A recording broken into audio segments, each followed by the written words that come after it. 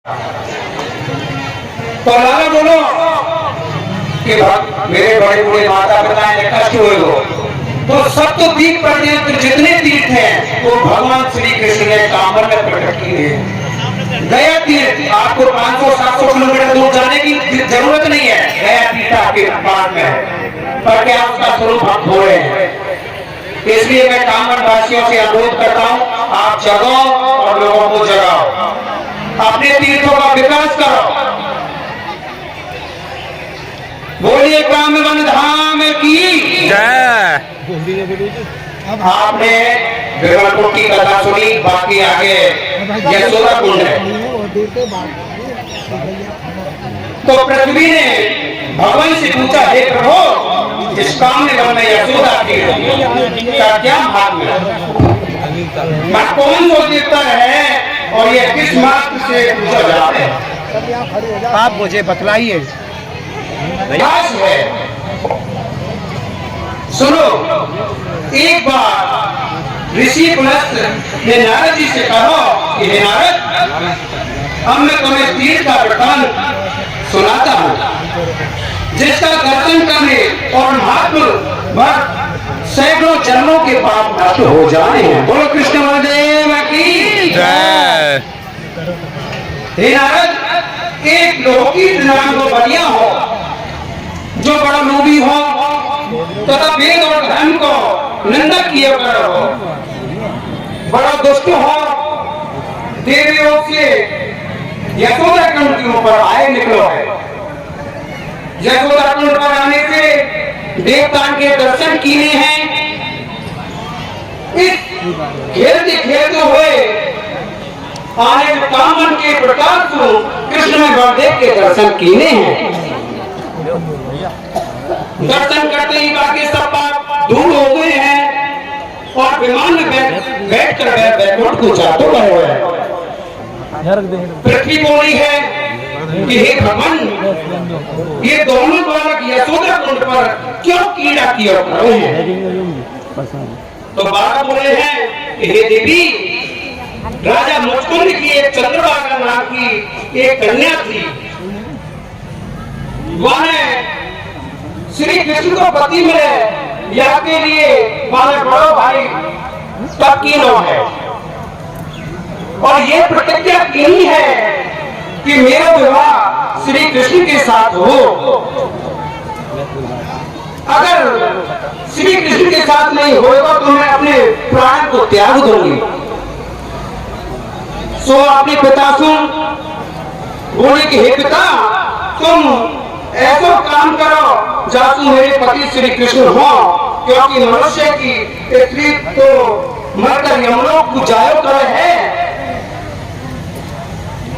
यह प्रकार राजा मुचकुंद ने श्री कृष्ण की स्तुति की है।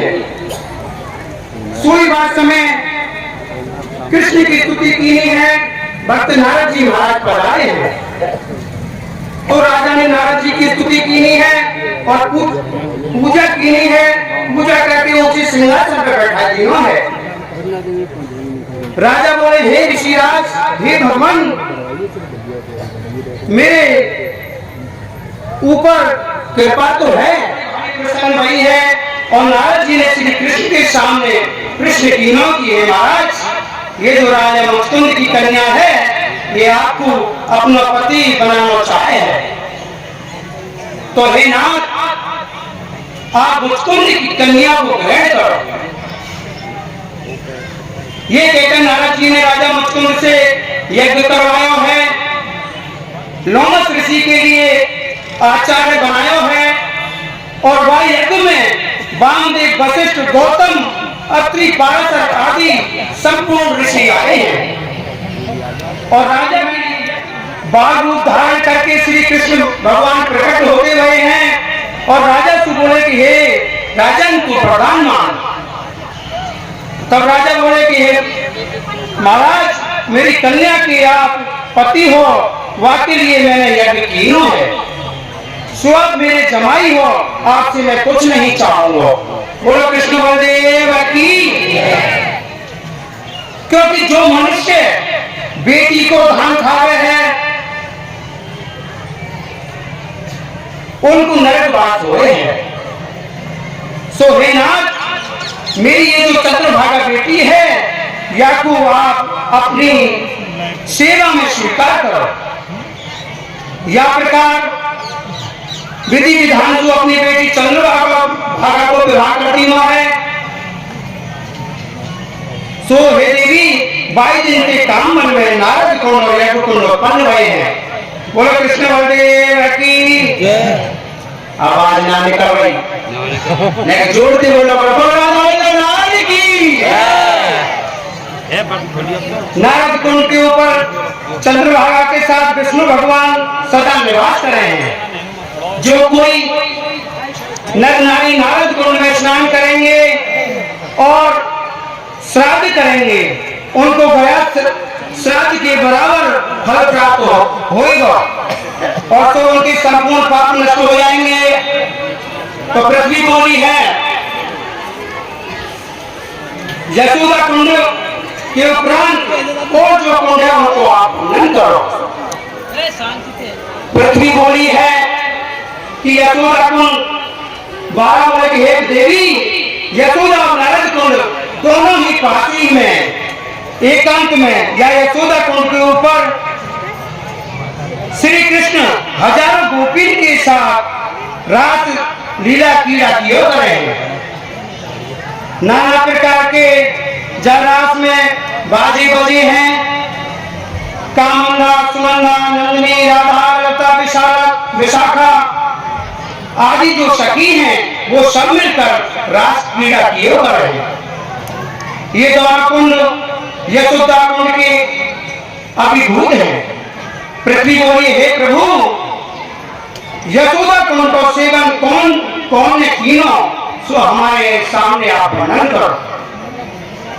तो 12 बोले हैं, हे पृथ्वी, द्वापर की आदि में एक महिष्मती पुरी को राजा सुभद्रजीत बड़ो भारी प्रतापी होकर भयो है। प्रजा को पालन बड़ी अच्छी रीति से किया करे हैं, परंतु राजा के संतान नहीं, सो वह संतान की चिंता रखी हो। बाकी लिए राजा भी अच्छा नहीं लगो है। एक दिन राजा सुभद्रजीत पंडितन को बुलाया है और बोला कि मैंने कौन सा अन्याय किया है, अन्याय को धन खजाने में नहीं जमा करा है, ब्राह्मणों को धन नहीं रखो है, प्रजा की रक्षा अच्छी तरह की नहीं है, मेरा कौन सा पाप है जाए से मेरी संतान ना हो। राजा इस प्रकार पूछकर निस्संदेहता का कारण जानने के लिए चिंतन हेतु वन में जाता है। बोली राधा वल्लभ लाल की, गदाधर भगवान की। लोमस को तपस्या करते हुए देख ऋषि को प्रणाम कर उन्होंने राजा को निसंतान होने का कारण पूछो है और कहा कि हे भगवान, आपके दर्शन तो अमोघ है, अंत आप कारण बताकर सफल कीजिए। लोमस बोले, हे ब्राह्मणों, ये राजा सुभद्रजीत पूर्व जन्म में वैश्य हो, धनहीन हो तथा मनुष्य को बड़ा दुख देता हो और अपने व्यापार के लिए गांव गांव घूमते एक दिन ज्येष्ठ मास में दशहरा को दोपहर की धूप में के मारे प्यास लग गई, सो प्यास से पीड़ित होकर एक बावड़ी के ऊपर गया। बावड़ी में ब्याही हुई गैया अपने बछड़ा के साथ पानी पी रही, सो वाने गैया को हटाए दिनों है और खुद पानी पीने लग गए। बस बाही पाप को या के संतान ना हुई।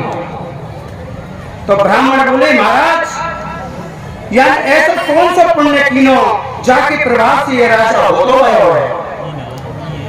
तो लोमस ऋषि बोले, एक ब्राह्मणों सुनो, या बनिया के घर एक सुमंत नाम के परमहंस अतिथि के रूप में पधारे।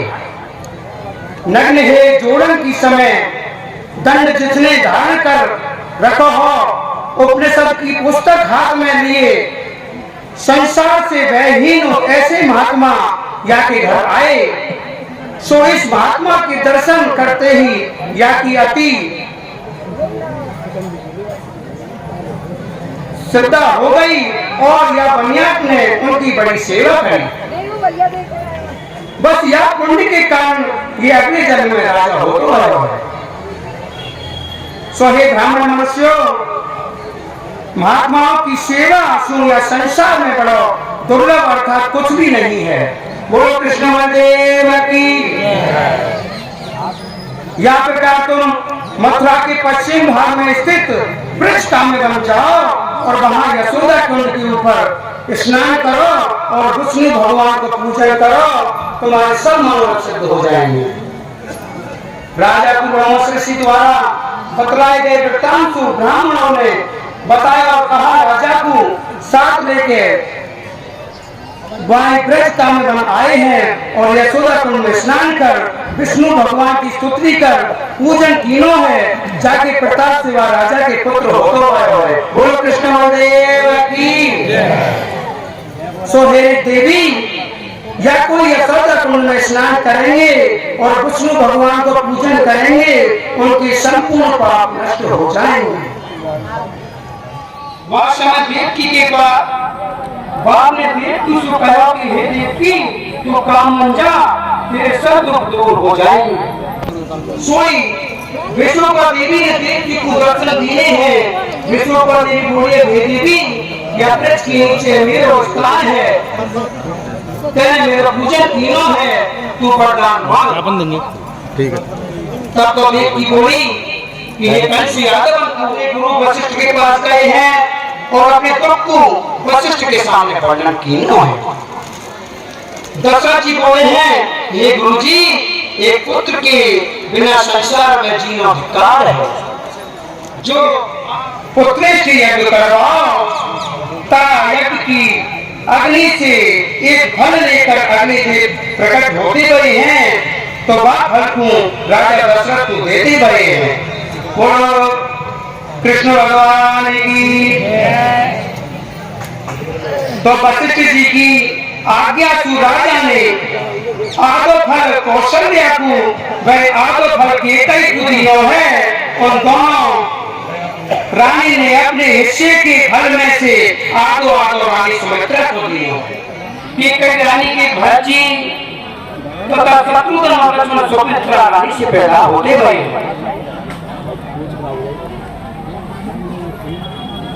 यह प्रकार राजा दशरथ के 4 पुत्र होते गए हैं। राजा दशरथ बड़ा भाई प्रसन्न बहुत समय ऋषि विश्वामित्र राजा दशरथ के पास पधारे। राम लक्ष्मण को महावीर आए हैं, परंतु पहले तो राजा दशरथ ने मना कर दी है, परंतु फिर वशिष्ठ जी के समझाए हुए थे दोनों राम और रानी राक्षस को अपने एक ही बाण से सीता अपने होगी दिखाने को समुद्र के पास है दिनों है। यह प्रकार तारा राक्षसी में आरती उतार कर भीतर राजमहल में रहती गई है। यह प्रकार जब राम के विवाह को 3 वर्ष हो गए, तो एक दिन राजा दशरथ ने अपने लोगों को जगाइए, आप जगाइए, लोगों को जगाइए। ये कामन है, प्राचीन वृंदावन है। इसी वृंदावन बनाने के लिए हमने कामन में हर पूर्णमासी सप्तकोशी परिक्रमा शुरू करी है कि ये कामन बने। यहाँ विकास हो, रेहड़ी पटरी, रिक्शा वाले, दुकानदारों, सबका यहाँ विकास होगा, रोडों का विकास होगा। आप हम क्या करते हैं, अपना घर तो साफ करते, दूसरे के घर पे कूड़ा फेंक देते हैं, गलत है। अपना घर साफ रखो, दूसरे के घर को भी साफ रखो, रोड रखो को साफ रखो। ये हमें कमी है, मैं खुद कहता हूँ मेरे में कमी है। इस कमी को आप दूर कर दोगे, कामा को वृंदावन बनने के दूर देर नहीं है। वृंदावन में क्या था, मैं 88 में पढ़ा हूँ, कुछ नहीं था। गोवर्धन में क्या था, आप बुजुर्ग मेरे से बैठे हैं, सभी लोग जानते। कुकलावन में क्या था, माँ की लोग जगे, माँ की लोग जगे, माँ विकास हुआ। हम सोए हैं, इसलिए कहता हूँ भक्तों जागो, कामा का विकास होने में देर नहीं लगी। यहाँ रोजगार बढ़ेगा, विकास होगा, रोजगार बढ़ेगा, लोगों को बिजनेस बढ़ेगा, हर चीज बढ़ेगी। इसी पंचकोशी का हमने एक रूप तैयार किया, सप्तकोशी परिक्रमा, क्योंकि ये तो सागर में लगती है। वो हर पूर्णमासी मंदिर श्री राधा वल्लभ जी से गर्मियों में 5 बजे और सर्दी में उसको 9 बजे लगाएंगे। और जो 5 दिन की पंचकोशी परिक्रमा उसको हमने 1 दिन में कन्वर्ट किया। सिर्फ किस लिए? निस्वार्थ। उसमें हमें कोई आमंत्रण की, अगर उसमें कोई आमंत्रण नहीं हो उसको हम परमानेंट में लगाएंगे। ये मैं सभी आपके सामने बात कर रहा हूँ। 11वीं परिक्रमा लग चुकी है, आपकी बात आएगी तो 12वीं होगी। तो उससे आप जुड़िए, जो कामनवासी है जुड़िए, जिससे कामन का विकास हो। जय जय भगवान की, कामन धाम की जय। तो हे पृथ्वी भगवान या प्रकार श्राद्ध करें। श्राद्ध में नीले कपड़े नहीं पहने, मिट्टी के तेल को दीपक नहीं जलाने, रो में नहीं, गाँव में बजा में नहीं, दातु नहीं करें, पानी नहीं चबावे, तेल लगाकर श्राद्ध के लिए स्नान नहीं करें, मैथ नहीं करें, और भी नहीं खाएं, दूसरों के यहाँ भोजन नहीं करें। जिनकी श्राद्ध दूसरों के यहाँ भोजन नहीं करना। जिन मनुष्य ने अपने माता पिता के श्राद्ध नहीं किया है, वो मनुष्य नरक में जाए हैं। बोलो कृष्णदेव की। जिन्होंने अपने कृष्ण स्वर्ण के श्राद्ध किए हैं, वो पृथ्वी पर पूर्ण सुख भोगे हैं। श्राद्ध में 5 ब्राह्मण जिन्होंने 2 देवताओं को व 3 पृथ्वीश्वरों को अथवा 2 जिम्मेदार वाले विशेष ब्राह्मण को नहीं जिम्मावे। विशेष ब्राह्मण जिम्मेदार वाले को अथवा नहीं करें। यह प्रकार गया कुंड पर श्राद्ध करें तो पृथ्वीश्वर की मुक्ति हो जाए। जब तक यह गया कुंड में स्वर्ग में सुख भोग है। भगवान की अब तो पृथ्वी बोली, हे भगवान, यह गया कुंड के सेवन से कौन की मुक्ति है? सो मेरे सामने आप वर्णन करो। भगवान बार बोले हैं कि हे पृथ्वी, सब अश्विनी की महिला कृष्ण पक्ष में जो कोई गया कुंड में स्नान करेंगे, उनके सब पाप दूर हो जाएंगे। अब तो गया कुंड की उत्पत्ति श्रवण करो। जाति श्रवण करने से संपूर्ण पापों के मनुष्य निवृत्त हो जाते हैं। पहले नागपुर में रहने वालों एक कौशिक वंशी ब्राह्मण हो,